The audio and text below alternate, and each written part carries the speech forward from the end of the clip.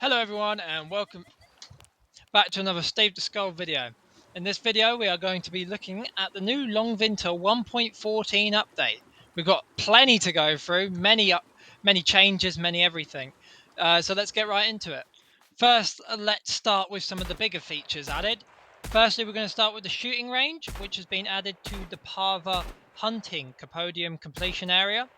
You shoot targets, practice your aim, go against your friends. It's timed, and the winner, if you beat a score, you get 5,000 MK for it. The next big feature is a board game called Liar's Dice. This is in like Red Dead and stuff. You throw dice. You got a bid on a set amount number of dice, and if someone thinks you're lying or calling a bluff, they'll call you out and see if you're false. And that's pretty much the game. Too bad I didn't get good footage for it though.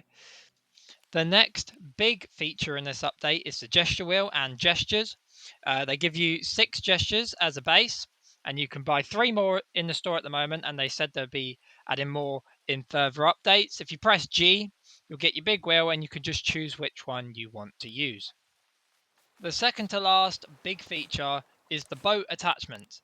I know technically they aren't 1.14 and they were in 1.13, but if you're a returning player, they'd be mid 1.13, so you might have missed them. So the 3 new, in quotation marks, attachments, you got boat motor, electric boat motor, and boat storage.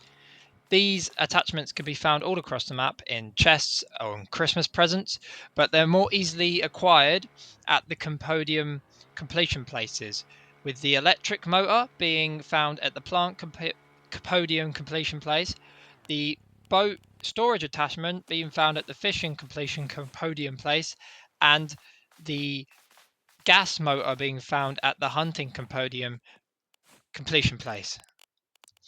These boat attachments are pre-end game items because you will need the advanced workbench to attach them to your boat. Lastly, we got a quick rundown of what each item needs. The storage attachment doesn't need anything, but it does give you an extra 20 slots, which is really nice and helpful if you're going on a big adventure. The gas one requires fuel, and fuel has to be added for it to work. And the electric one needs charged batteries to work. The last big feature of this update is Tom the Hat Man. Well, that's my nickname for him at least. This guy is very end game, requires you to complete all 4 componiums minus the blueprint one. Tom the Hat Man is found at the top of Clonpur, on the peninsula. Here on this map, I will show you. Just comes out of thin air. You could trade your hats to him for mystery bags or other interesting items that you could need. So the rest of the features are pretty small and quality of life changes, so we're going to do a quick rundown of them now. Let's speedrun this. New stacking feature on wood, flowers, coffee and tea. Up to 5, making it easier to carry stuff. Take all, store all button, making it easier to take stuff out of chests and put stuff in chests. Traders now set up a carnival style shop for when they need to trade. Team access button inside your house to make it easier for your teammates to enter.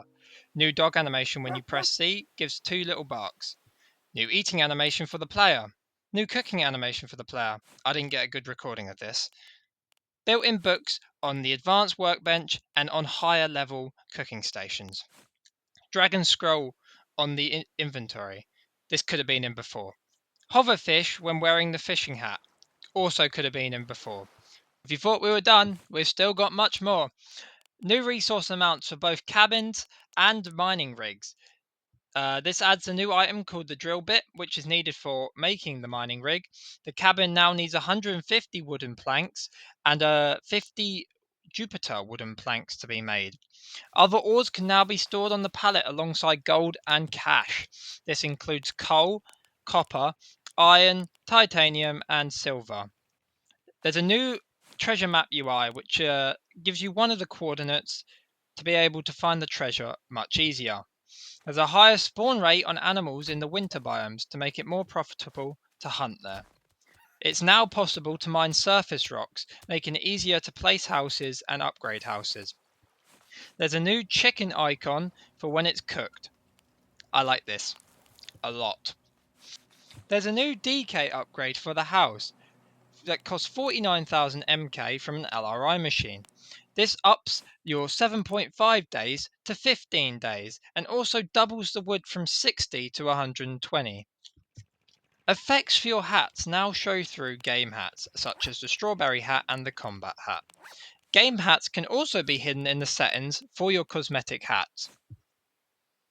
Lastly, there is a new Universal Vault UI, making it easier to know how many spaces you have brought. With this update comes a lot of price changes. This includes 3 times more payment out on shipments, 1.5 more payment out on all types of antlers and wolf's teeth, 10% on cooking NPC prices, extra money, increase on Black Lotus prices, and increase on all ore and ingot prices. And lastly, 2 times more at Julia's mystery vendor. We now have some new menu/settings stuff to go through. Firstly, new drop time icons on the home page to show you when your next crate or your next Vinter coins will come into your inventory.